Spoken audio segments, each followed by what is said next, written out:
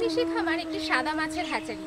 এখানে গুলশা ট্যাংরা, লোনা ট্যাংরা, পাবদা, শিঙি, মাগুর, আমুর কমন কার্প, ভিয়েতনাম কই, সরপুঁটি এবং অন্যান্য অনেক মাছের চারা পাওয়া যায়।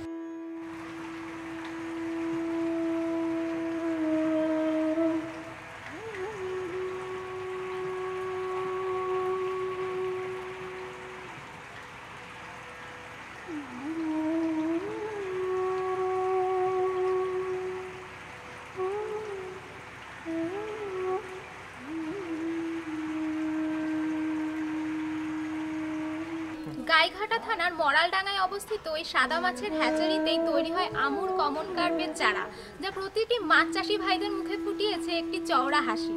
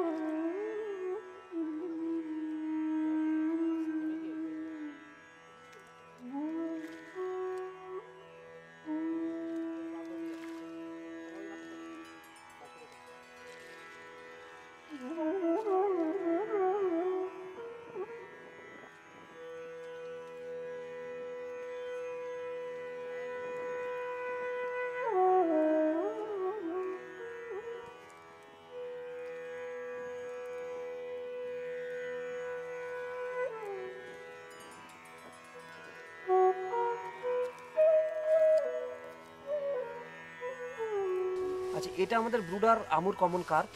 এই মাছটা আনন্দ কৃষি খামার একমাত্র কমার্শিয়াল হ্যাচারি যারা এই আমুর কমন কার্পের ব্রিডিং করে। এটা অ্যাকচুয়ালি এনএফডিবি থেকে আমাদের কাছে ব্রুডার দেওয়া হয়েছে এবং এই মাছটা আমরা সারা ভারতবর্ষে খুব ভালোভাবে শিটগুলোকে পাঠাচ্ছি এবং এই মাছগুলোর গ্রোথ খুব ভালো। যদি ফিড দিয়ে কেউ চাষ করে তাহলে এক বছরে এটা 4 কেজি পর্যন্ত ওজন হতে পারে।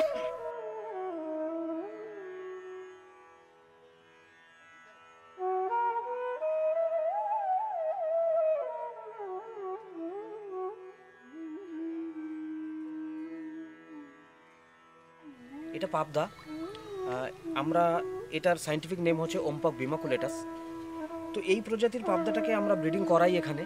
আমরা গত 3 বছর ধরে এটার ব্রিডিং করাচ্ছি এবং সারা ভারতবর্ষের বিভিন্ন জায়গায় আমরা পাঠাচ্ছি। এই পাবদা মাছগুলো চাষ করাটা খুবই প্রফিটেবল। অনেকের একটা ধারণা ছিল যে পাবদা মাছ মনে হয় পুকুরে হয় না, কিন্তু আমরা তো আমাদের পুকুরে আমাদের হ্যাচারিতে আমাদের ব্রুডার মাছগুলো তৈরি করছি এবং বিভিন্ন পুকুরগুলোতে আমাদের ফার্মারদেরকে আমরা বলছি, তারা কিন্তু এই পাবদা মাছের চাষ করে যথেষ্ট লাভবান হচ্ছে।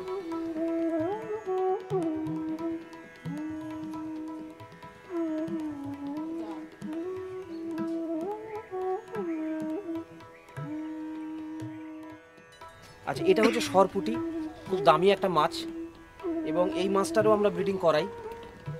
এটার সায়েন্টিফিক নেম হচ্ছে পুন্টিয়া সরানা। এই মাছটা কিন্তু মার্কেটে, আমাদের কলকাতার মার্কেটে প্রায় 450-500 টাকা কেজি দাম। এই মাছটাকেও আমরা ব্রিডিং করি এবং এই মাছটাকে অ্যাকচুয়ালি আমরা স্পোর্টস ফিশ বলি, কারণ এই মাছটা ধরে রাখা খুব মুশকিল জলের মধ্যে। এই হচ্ছে মাছ।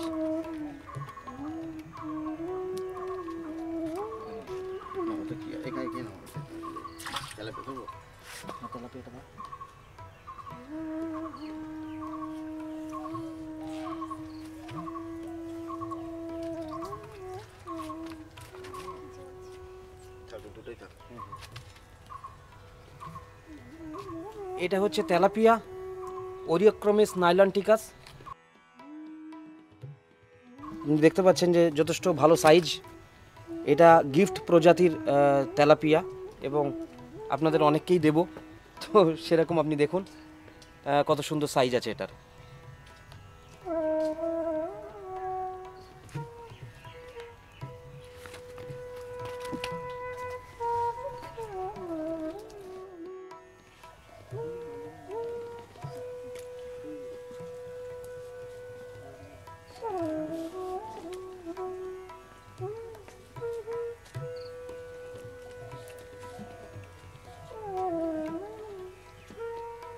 আপনাদেরকে আরেকটা নতুন প্রজাতির মাছ দেখাই। এটাকে আমরা বাংলায় বলি গুলশা ট্যাংরা। এটার সায়েন্টিফিক নেম হচ্ছে মিস্টাস ক্যাভেসিয়াস। দেখুন খুব সুন্দর সাইজ। এই মাছের বাচ্চাও বা আমরা ফ্রাই বা ফিঙ্গারলিং আমরা সাপ্লাই করি।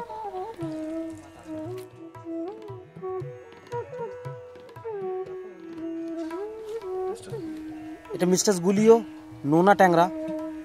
এটা অ্যাকচুয়ালি নোনা জলের মাছ, কিন্তু এই মাছের বিশেষত্ব হচ্ছে এরা সাদা মানে মিষ্টি জলের পুকুরেও কিন্তু এই মাছটা ব্রিডিং করা যায় এবং এই মাছটা কিন্তু কালচার করাও যায় সাদা মাছের পুকুরে। এটাকে বলা হয় মিস্টাস গুলিও বা নোনা ট্যাংরা।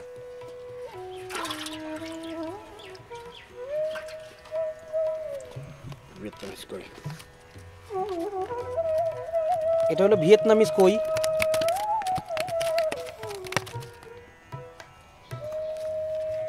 এটা হলো ভিয়েতনামিজ কই, খুব সুন্দর মাছ, খুব ভালো গ্রোথ হয়। মোটামুটি 4 মাসের কালচার। এই কালচারটা করলে মোটামুটি 4 মাসের মধ্যেই এই কালচারটা শেষ হয় এবং তার মধ্যে এটাকে যদি বিক্রি করা যায় তাহলে কিন্তু এটা খুব ভালো দাম পাওয়া যায়। ফার্মাররা কিন্তু এটা চাষ করে যথেষ্ট লাভবান হবেন।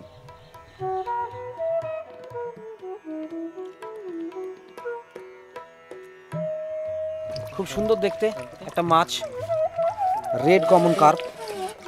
এই মাছটার চারাও আমরা তৈরি করি এবং এই মাছটা অ্যাকচুয়ালি আসাম বা মানে ওয়েস্ট বেঙ্গলে এই মাছটা হয়তো খুব একটা কম চলে, কিন্তু আসামে কিন্তু এই মাছটা খুব ভালো চলে। এটাকে আমরা নর্মালি রেড কমন কার্প বলি। এই মাছটা কিন্তু খুব তাড়াতাড়ি গ্রোথ হয় এবং আসামের মার্কেটে বা নর্থ ইস্টের বিভিন্ন মার্কেটে কিন্তু এই মাছটার খুব একটা ভালো দাম আছে। অনেকে এটাকে টাইগার বলে আর কি।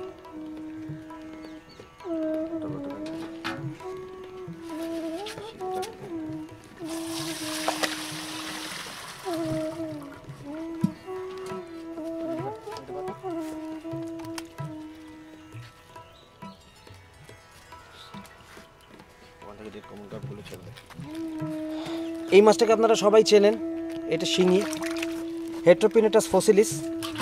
এই মাছটাকে আমরা বাংলায় অনেকে জিওল মাছ বলি। অ্যাকচুয়ালি এই মাছটার নাম হচ্ছে বাংলায় শিঙি মাছ।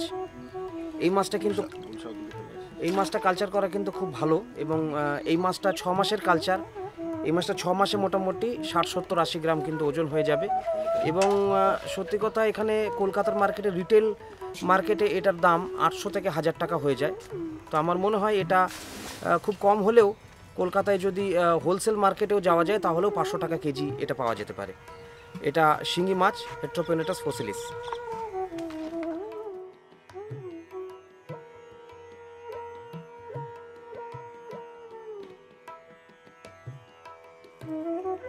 গত আর্থিক বছরে আনন্দ সারা ভারতবর্ষে 30 লক্ষ দেশি মাগুর, 40 লক্ষ শিঙি এবং 25 লক্ষ পাবদা মাছের চারা সরবরাহ করেছে।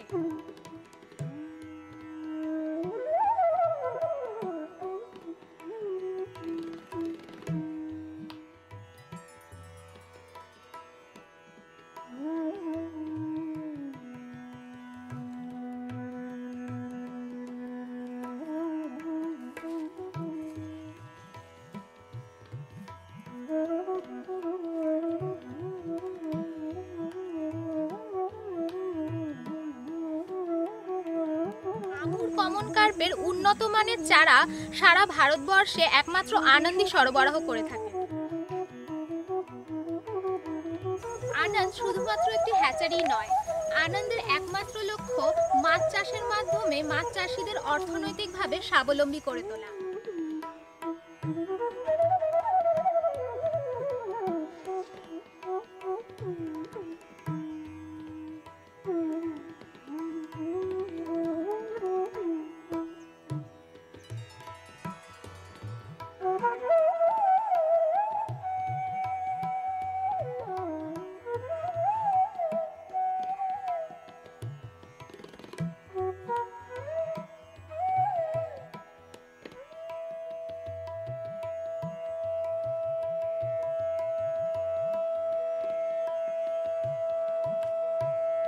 আমি আপনাকে একটা কথা জিজ্ঞেস করতে চাইবো, এই যে প্রতিটা পুকুরের পাশে এই ধরনের মশারি বা নেটের মতো কিছু জিনিস লাগিয়ে আপনারা যে বর্ডার দিচ্ছেন, বা এই যে প্রতিটা পুকুরের ওপর এই সুতোর মতো কিছু দিয়ে আপনারা গার্ড করেছেন, এই জিনিসটা মানে কিসের জন্য, কি কারণে এটা লাগিয়েছেন যদি একটু বলেন আমাদের।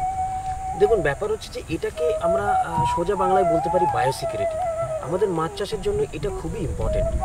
মেন কথাটা হচ্ছে যে এই যে আমরা মশারি নেট দিয়ে আমরা সারা পুকুরগুলোকে, প্রত্যেকটা পুকুর আপনি দেখতে পাবেন সব পুকুরগুলোতেই আমরা এরকমভাবে ঘিরে দিয়েছি। তার কারণ হচ্ছে সাপ বা ব্যাঙ সে যাতে ঢুকতে না পারে। তার কারণ হচ্ছে আমরা যেহেতু একটা হ্যাচারি চালাই, আমাদের মাছগুলো হয় ছোট ছোট, এবং সেই মাছগুলো আমরা যখন চালান দিই তার আগে আমরা ফ্রাই সাইজের মাছ আমরা পুকুরে ছাড়ি, সেটা কিছুটা বড় হলে তারপরে আমরা বিভিন্ন জায়গায় মাছগুলোকে পাঠাই। সাপ বা ব্যাঙ আমাদের জন্য খুবই ক্ষতিকর, কারণ তারা এই সাপ বা ব্যাঙ যদি এই মাছগুলোকে খেয়ে ফেলে দেয়, তাহলে আমরা দেখি যে আমরা 15 দিন রেয়ারিং করবার পরেও আমাদের মাছের কোয়ান্টিটি অনেক কমে যায়, যার ফলে আমাদের সাপ বা ব্যাঙকে আটকানোর ব্যাপার থাকে। আর ওপরে যে সুতোগুলো দেওয়া, এগুলো অ্যাকচুয়ালি যাতে পানকৌড়ি বা মাছরাঙা বা বক তারা যাতে বিভিন্ন পুকুরে, ধরুন একটা অন্য পুকুরে আছে, সেই পুকুরে খেয়েছে, সেখানে হয়তো ইনফেক্টেড মাছ আছে, সেই মাছ খাওয়ার পরে আমাদের পুকুরে চলে এলো, তাহলে কি আমাদের পুকুরটাও ইনফেক্টেড হয়ে গেল। তো আমাদের এই জিনিসটা থেকে, কারণ আমাদের প্রত্যেকটা পুকুর আপনি এখানে দেখতে পাচ্ছেন প্রত্যেকটা পুকুরে ব্রুডার মাছ আছে, এবং কিছু কিছু পুকুরে আমরা রেয়ারিংয়ের জন্য মাছ ছাড়ি, তাহলে সেই মাছগুলো এফেক্টেড হয়ে যায়। সেটার জন্য এই বায়োসিকিউরিটি আমরা মেনটেন করি, এবং আমরা মনে করি যে বিভিন্ন জায়গায় যে যারা মাছ চাষি ভাই যারা মাছ চাষ করছেন, তারা কিন্তু তাদের পুকুরগুলোতে, এগুলো কিন্তু খুব একটা বেশি খরচা হবে না, তাতে করে যদি তারা এই বায়োসিকিউরিটিগুলো মেনটেন করে, এবং ওপরে কট সুতো, এবং মাঝে মাঝে আপনি দেখবেন একটা পুকুরে আমরা প্লাস্টিক বেঁধে রেখেছি, সেই প্লাস্টিকগুলো দিয়ে যদি এগুলো করে দেওয়া হয়, তাহলে কিন্তু বাইরে থেকে মাছরাঙা বা পানকৌড়ি এই পাখিগুলোও আসবে না, এবং সাপ ব্যাঙ এগুলোও কিন্তু এখান থেকে ঢুকতে পারবে না, তাতে আমাদের মাছ চাষই ভালো হবে।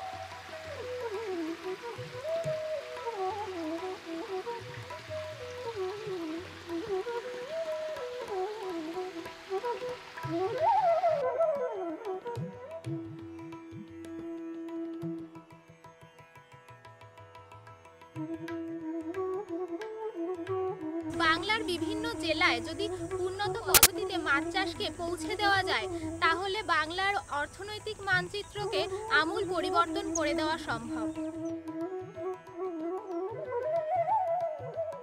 বেকার সমস্যা স্থায়ী সমাধান করতে মাছ চাষ এক উল্লেখযোগ্য ভূমিকা নিতে পারে, আর বাংলার এই উন্নয়নের কর্মযজ্ঞে আনন্দ থাকতে চায় পুরোভাগে।